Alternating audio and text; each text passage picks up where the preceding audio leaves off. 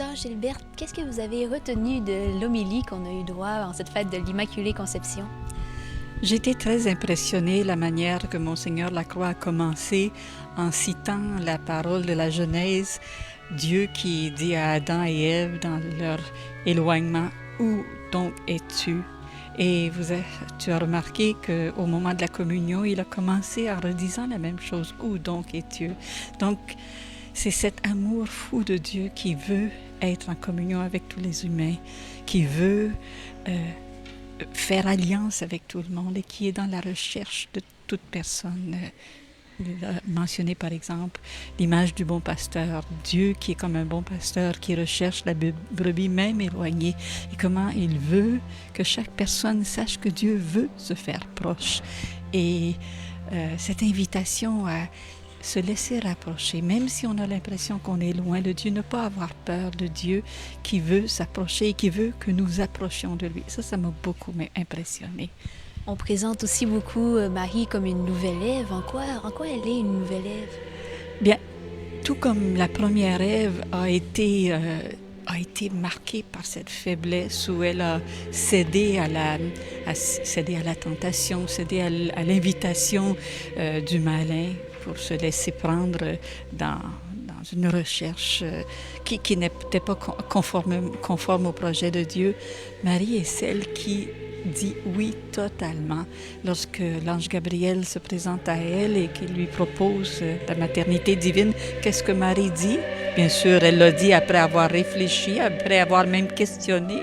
C'est signe que c'est une femme intelligente qui veut mettre tout son être au service de la parole de Dieu. Elle dit oui, je suis la servante du Seigneur. Et le mot, la phrase en grec, c'est très beau. Qu'il m'advienne à moi selon ta parole à toi. C'est comme un chèque en blanc qu'elle signe. Elle dit à l'ange, ce que Dieu veut, je le veux. Quel que soit le déroulement de ce que sera cette mission, je l'accepte. Elle est servante. Et la parole que Dieu dit aux hommes, où es-tu donc, lui qui nous cherche alors que nous cachons pécheurs, quel lien on peut faire, quel lien voyez-vous avec l'Immaculée Conception et la fête d'aujourd'hui?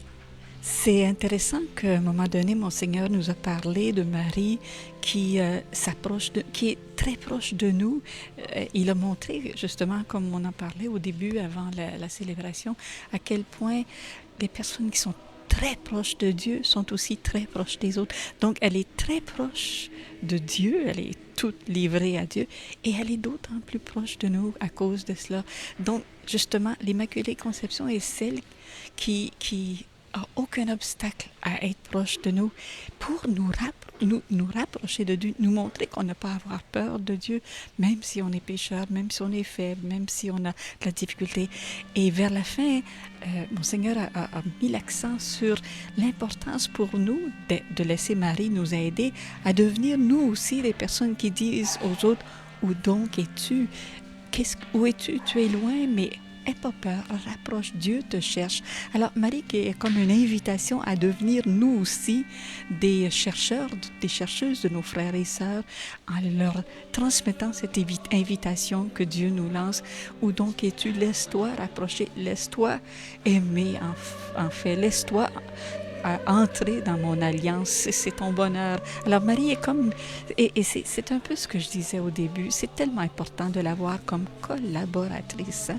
Elle a travaillé avec Jésus en étant sa mère, en travaillant à lui permettre de devenir un homme, de grandir en sagesse et en grâce, comme dit l'Évangile.